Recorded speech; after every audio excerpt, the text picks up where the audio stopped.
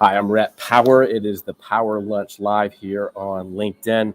It's great to be back with you. We haven't been doing that many shows lately. We've been sort of taking a break to take a break and to had a busy travel schedule the last couple of months. But I can't think of a better way to kick off the new season and kick things off again on the show.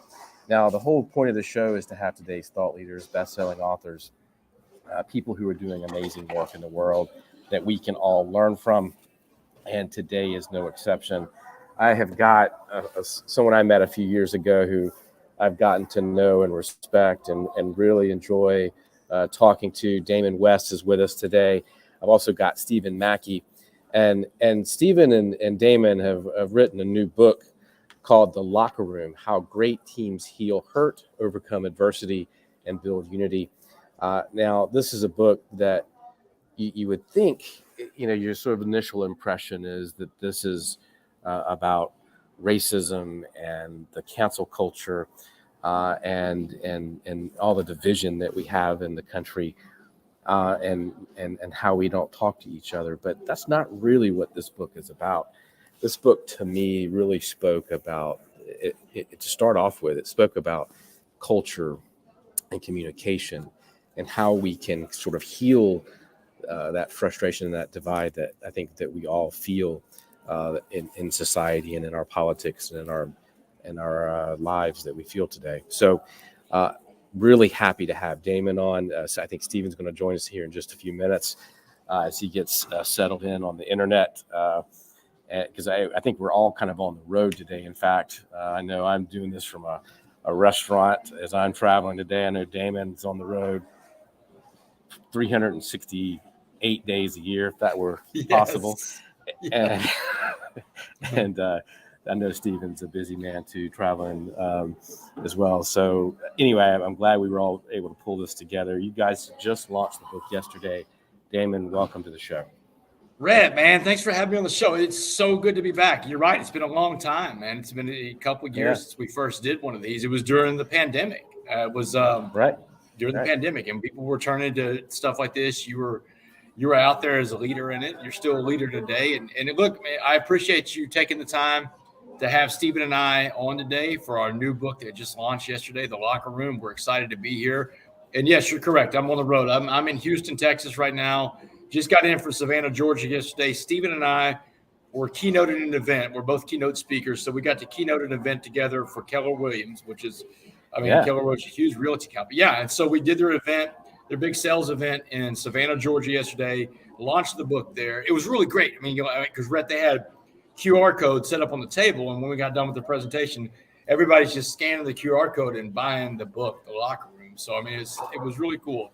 Can't say enough good about Keller Williams, man. So where are you? What city are you in right now?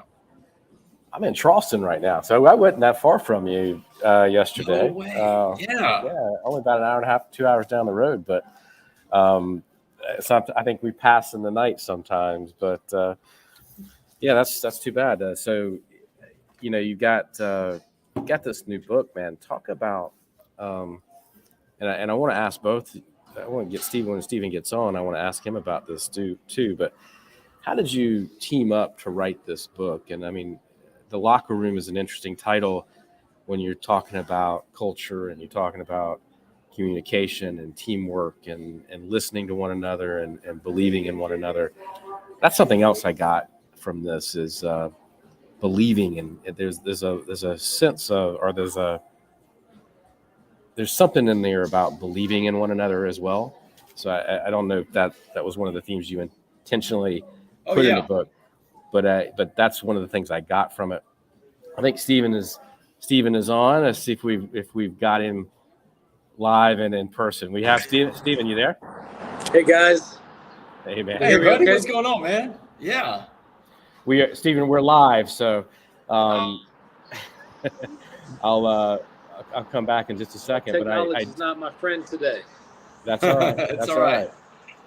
I wanted to ask both of you, how did you team up on this book, and where did you meet, and how did the inspiration for the book come about, and what was sort of that moment when you were talking that that you just had to do this project?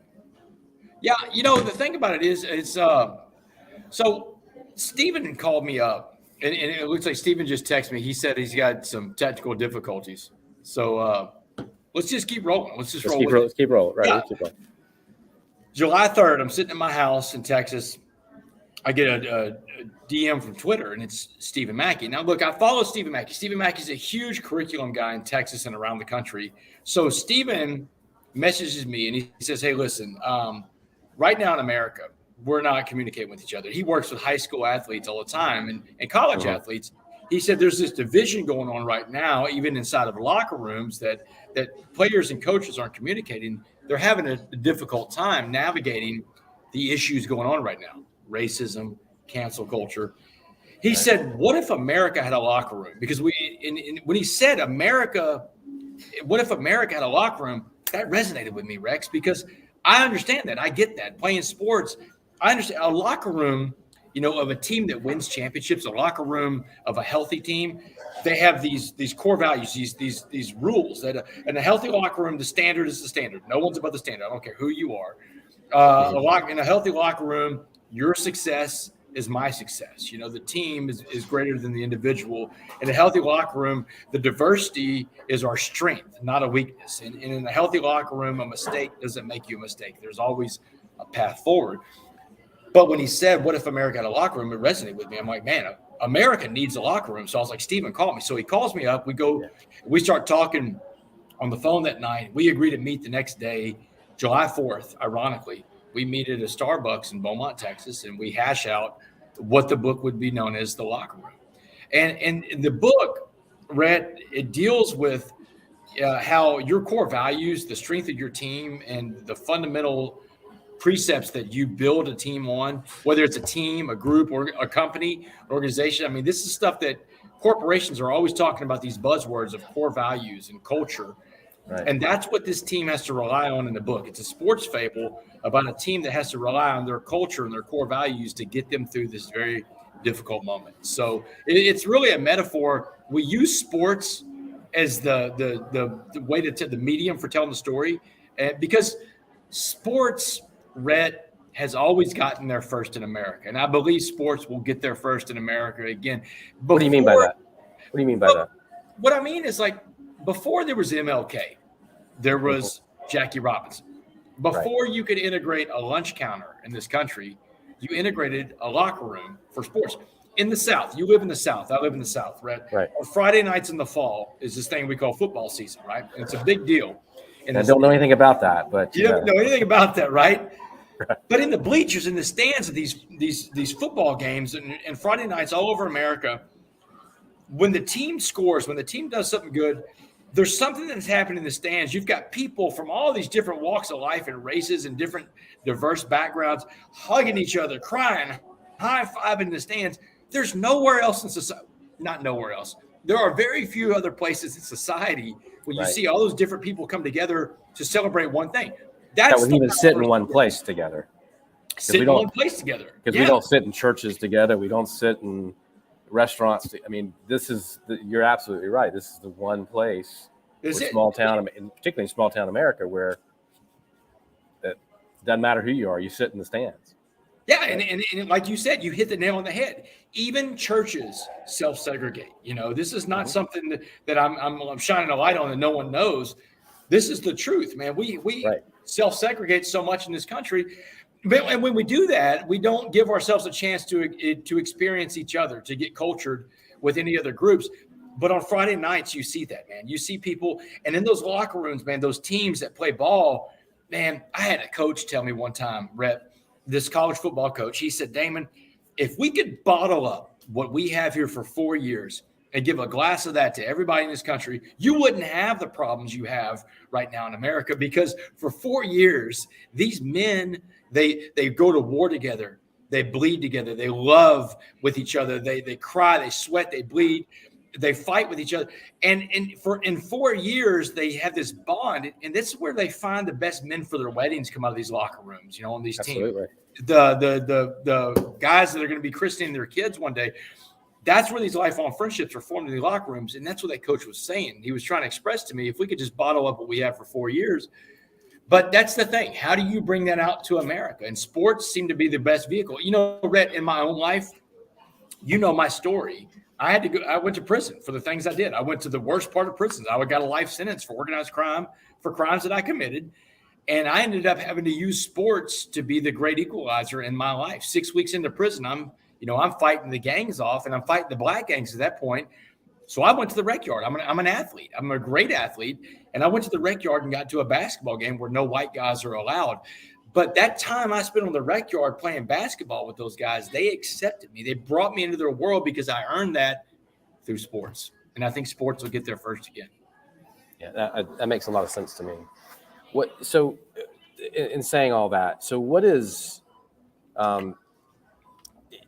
who is the book for? Because I mean, you could say this is for the coach that's struggling in his own locker room, right? Or this is for the corporate leader, or this is for the individual who's trying to make sense of where we are in society today. Who did you write the? I mean, I would ask Stephen the same thing. Who were you really thinking about when you wrote this book? I was thinking about any group, team, organization that wants to build better unity around their people. We were thinking about, so when we laid out the book, we thought to ourselves, what we want to do with this book is we want to help people. And we asked 3 questions we wanted to have answered. Mm-hmm. Where are we? Where do we want to be? And how do we get there? And if we can answer those 3 questions throughout this book on this journey, using the core values in this book, then that has value, because every group, team, organization, company is trying to answer those 3 questions right there. So really the book is written, it's not just a book about, a sports team. It's a book about any team. And that's what we wrote it for how to make teams stronger, heal hurts, and create more unity.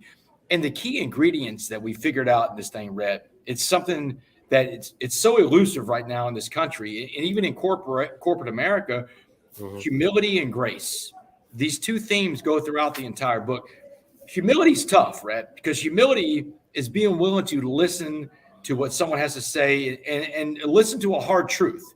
Humility causes you to sit there and understand and listen to something you may not think is true, but you hear it from a different perspective, and you listen to someone else's opinion. You listen. That's where humility comes in. But grace is something altogether different, Rhett. Grace is very hard. I'm going to tell you why grace is so difficult, not just in my life, but when I see in other people I hear from, is that grace is hard because grace always costs the person giving it more than the person who receives it. Grace is a very hard thing. Yeah. So the humility and grace part, I think, is for anybody, not just people, talking about these 2 issues of racism and cancel culture, but any group, team, organization that wants to build a better unity. How do you, I think we got to dig into that a little bit, right? Because that is the crux of it, I think, in so many ways. How do you, I got a million questions after you said that, but how do you get people to that stage? I mean, is there a stage before you get to the grace and humility? How do we get people to even get to that point where you can have grace and humility? Because it seems like we're so far away right now, even from being able to listen. And I think, or to accept that there's somebody else has got a different opinion or a different thought, and that thought is not evil or bad. It's just a different opinion. So how do we get to that grace and that stage where we can even can get there? I don't know if that's a question or not, or just a statement, but it's almost an expression of frustration.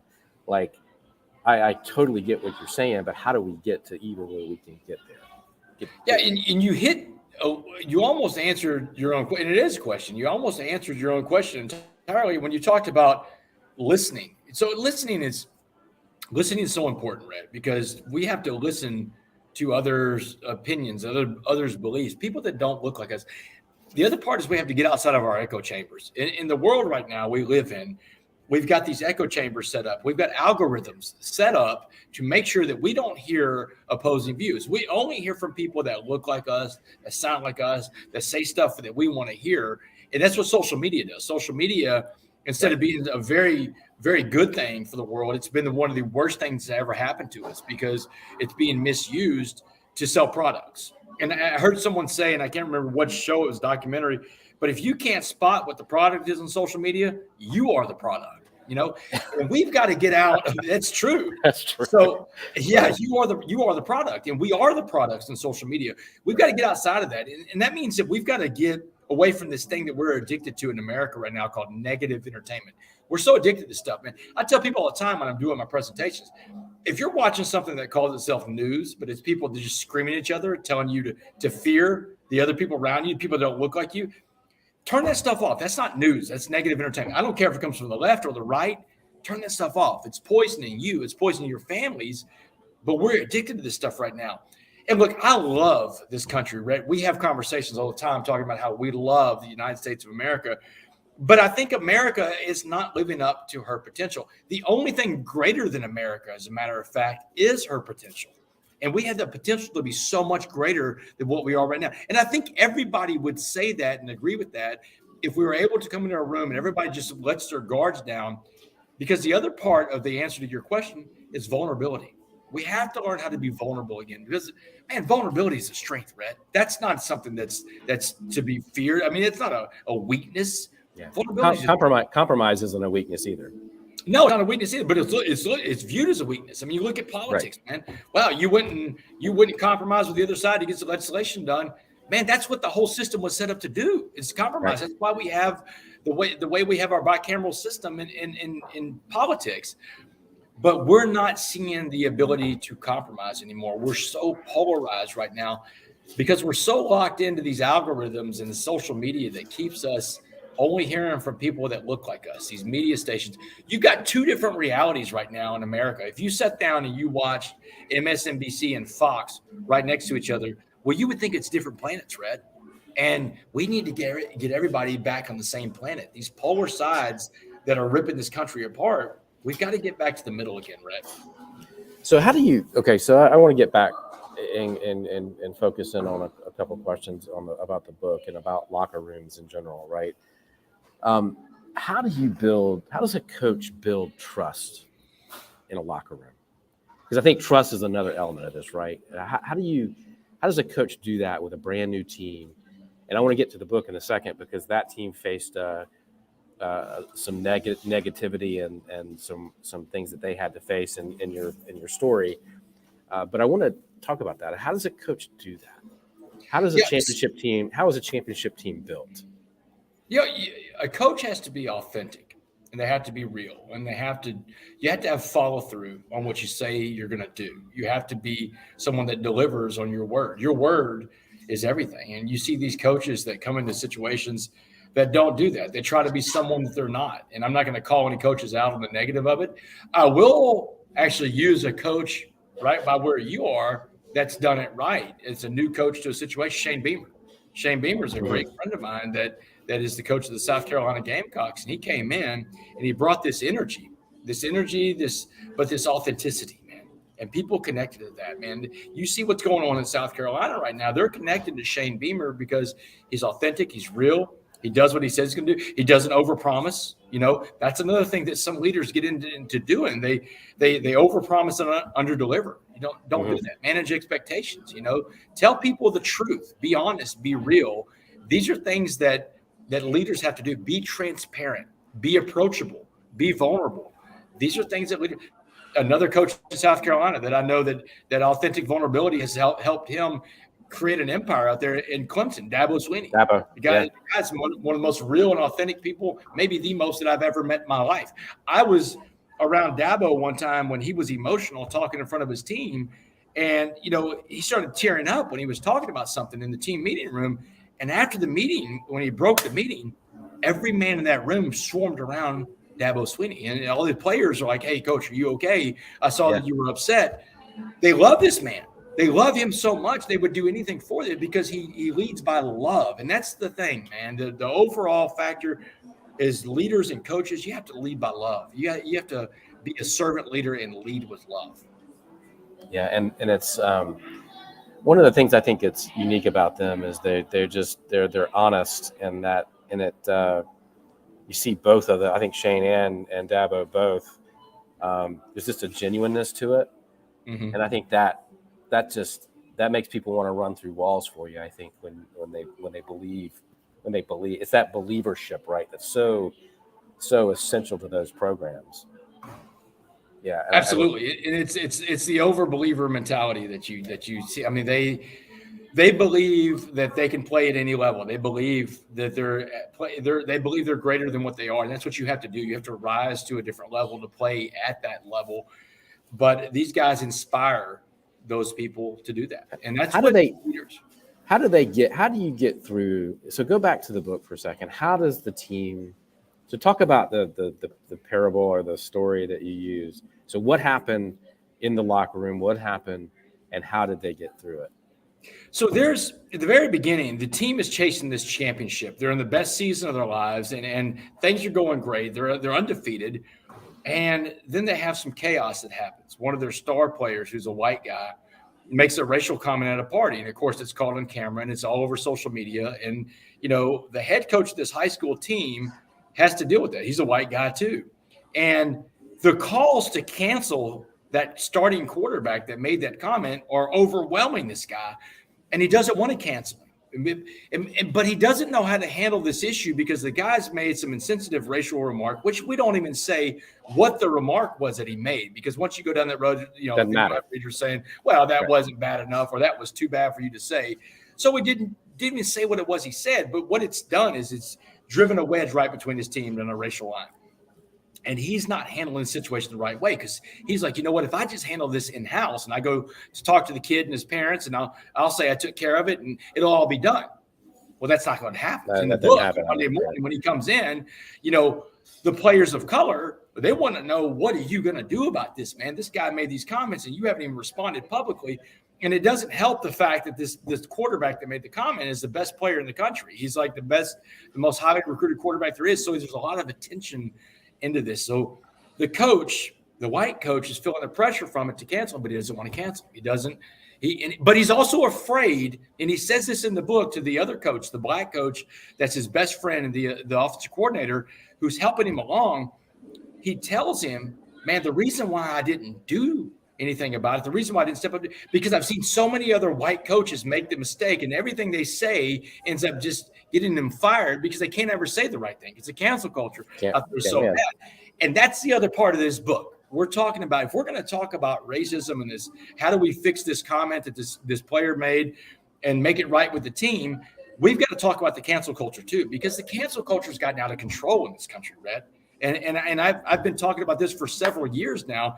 There's a difference between holding someone accountable and holding someone hostage. And right now in this country, people feel like they're held hostage because I read a New York Times article, and I can't remember the exact number. It was like 85 or 87% of people out there don't feel like they can say what's on their mind for fear of backlash, for fear of repercussions if they say what's on their mind. That is a problem. Now we have no one talking on the other side. So I run into this a lot in the world where I'm talking about racism and the cancel culture. Look, I know a lot of really good white people out there, Rhett, that want to get involved in the conversation about race. But you know what they tell me? Dude, no, man, Damon, no, it's not safe. I think I'll just sit on the sidelines and be quiet and keep my mouth shut till the riots and the protests stop. And that's not going to fix anything, though, Rhett. We've got to get those people in the conversation. And how do you do it? And so in this book, this coach is really a good guy. He's a really good person, but he doesn't know how to handle the situation. But his friend, Coach Washington, the black coach, helps him along. This is the grace part. The humility part was the white coach being willing to listen and learn. And the grace part was this black coach being willing to teach him. And that's what I think are the core ingredients of this country that are lacking right now, right? If we're going to get to the other side of this, and this is what the book talks about, white people that look like you, people that look like me, we have to be willing to listen and learn to what black and brown people are telling us about racism. We got to be willing to listen to that. But black and brown people are going to have to be willing to teach guys like you and I, white people. They're going to have to be willing to teach us about that. And it's going to take grace. And when grace is present, there's no room for a cancel culture. When humility and grace are present, there's no room for racism either. And that's kind of what the book goes into. But the way the team gets there, Rhett, this is what I keep going back to in the book. It's about their core values. Their core values, they've got these 6 pillar core values. You know, these are the things they stand for. This is the things that are non-negotiable. And what happened in the book is that the coach sacrificed the core value of integrity to try, because he thought that was the right thing to do. Now, the coach is the one that's violated the core values, and the team has got to accept the coach back because the coach made a mistake. But remember what I said in the beginning, Rhett. In a healthy locker room, a mistake doesn't make you a mistake. If the coach is willing to come back into the team and ask them for their forgiveness and say, hey, I need you to show me some grace, and the team is willing to give it, now we're talking. And the team has to be willing to take the quarterback back in after what he's done. But it doesn't come for free. There's got to be a price that has to be paid for what the quarterback did. And that's what the book is about. How do we get to the resolution of it without anyone getting canceled, but with people learning? And on the other side of it, people finally coming together because they spent this time together understanding each other and understanding how this negative event impacted and hurt other people. Because here's the deal, Rhett. I know this from human communication and living in prison where race is the overriding factor. Everybody in life wants to be heard. Everybody wants to feel like they've been heard, Rhett. And right now in this country, there's a lot of groups that don't feel like they're being heard, and I don't blame them. But if we get to a point in this country, or a group, a company, a team, when people start feeling like they've been heard, man, people that feel like they've been heard, they'll start doing things more because they feel like they're on a team. And when you feel like you're part of a team, and now you're going to do things, you're going to sacrifice, you're going to work harder, you're going to give a little bit more effort because your teammates rely on you and you rely on them. But we're not on a team right now in this country. And that's what the book is about, bringing everybody back together again. What, and I know you've got to go, and we've got just a few minutes left, but if I'm a business leader right now and I say this is interesting, and I know I'm struggling with the back to work issue. You know, during COVID, we were in the middle of Black Lives Matter and George Floyd, and that still hasn't really been resolved. And you know, we haven't had a company discussion about that because it happened during the pandemic. There was so much going on, but I've got this anxiety as a leader about how my team's doing, how they're feeling, this whole back to work stuff. Is this a book that you feel like is a good starting point? That if I bought this for my team and said, hey, read this and let's have a really big discussion on this and open things up on, next week. Do you think this would change that discussion going into it? Yes, I do. I think this book is going to transcend the conversation. If people are willing to grab this book and pick it up, it's going to transcend the conversation about both racism and the cancel culture. And I'll tell you why I know this, Rhett. So Stephen and I wrote the book, and we're two guys that are really passionate about this topic, and we see it going on, and we're willing to put our names on the line with topics that literally we could write a book that we could get canceled for writing, right? So before I was going to take this out to the publisher, to Wiley, who's my publisher, to actually present the book deal, I said, Stephen, wait a second. Let me do something first. Let me market test this thing quietly. So I took the book, Rhett, and I gave it to 5 men that I know that are coaches in America. They're hardcore MAGA guys. They're the far right. They wear their MAGA hats at practice, brother. I mean, these guys wear it on their sleeve. Then I took the book to 5 guys that I know in this country that are coaches that are hardcore BLM type guys. These guys wear it on their sleeve too. There's no mistaking when you get around these 10 different men individually where they are on the political spectrum, right? They want you to know. That's what these guys are. But that's why I went to them. All 10 of these men individually, I gave them the manuscript of the book, just like I gave it to you before it went into the publisher. Yeah. And I said, hey, man, tell me what this book makes you feel right now where you are in the United States of America, where you sit right now, what you watch on TV, the world you see. I want you to give it to me raw. Give it to me in both barrels, because you could be saving my career by telling me the truth here. Rhett, these men started coming back to me, and they all said the same exact thing. 10 guys came back from all different parts of the spectrum and said the same thing. Oh my God, when is this book coming out? I've got to have this book for my team. When will this book be out? This is exactly what we've been missing. Yeah. Man, Rhett, that's when I told Steven, man, we threaded the needle. We wrote a book that if you're coming from one side of it, say you're coming from the BLM type side, right? You're like, hey, that book did us. That book went further than most of the people were ever willing to go. And then the people on the far right read this book and they say, hey, you know what? That book didn't make me feel like a punching bag when I read about it, and I learned something about racism. And it also talked about the cancel culture, which I feel like has gotten too far out of control. That's when we knew we threaded the needle. And we were working stuff. And the publisher read it. They were like, man, this book, if packaged the right way, can change this country.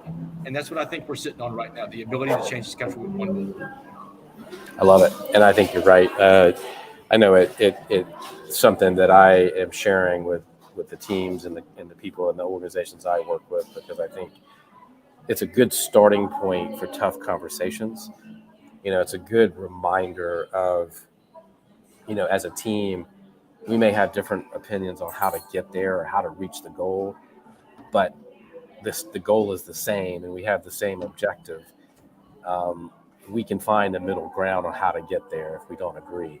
And I think that's the takeaway for me, is that this is a starting point book for us to get to a space. This is what I was trying to articulate earlier. This can allow us to get to a space where we can have that humility and grace that you were talking about, right? And it helps us get to that space. And maybe that's what I was trying to say earlier, is that I think can help us get to that spot. And the grace and the humility part, that's a hard, like you said, it's hard. Yeah. And we got a lot of work to do to get there. But I think this helps us get to that space where we can even try to do that. And I think that's the important part of it. So, but thank you, Damon. This has been a great conversation. I wish we could have had Steven, but we'll get him on and we'll do this again. And absolutely, man. So and appreciate it. You'll be hearing more about Steven. Steven Mackey will be writing more books, man. So you'll be hearing more about him. Rhett, thank you for your time today, brother. It was great to see you, man. And we got to hang out soon. Yes, we do. And where can people get the book? Amazon, Barnes and Nobles, anywhere books are sold, man. And it's been it was number 16 on the Barnes and Nobles list yesterday of all the books that Barnes and Nobles is selling right now. The book is, it's getting some traction out there. But Amazon, Barnes and Noble, anywhere the books are sold, the locker room. And where can people catch you? I mean, you're on the road constantly. So in some of your talks, are those open to the public? I know that I saw one the other day where you were under the marquee and it said open to the public. Some of these talks, are they open to people? Sometimes they are. You have to follow me on Instagram and Twitter at Damon West 7. I'm on LinkedIn as well, which is where you and I connected. But my website, damonwest.org, is another good place to find me, to find out what I'm doing. Good. So people can keep track of you and see if they can track you down somewhere where not even my family can keep track of me. I'm on the road a lot, brother. All right, man. All right, well, stay safe and enjoy the day, and we'll chat soon.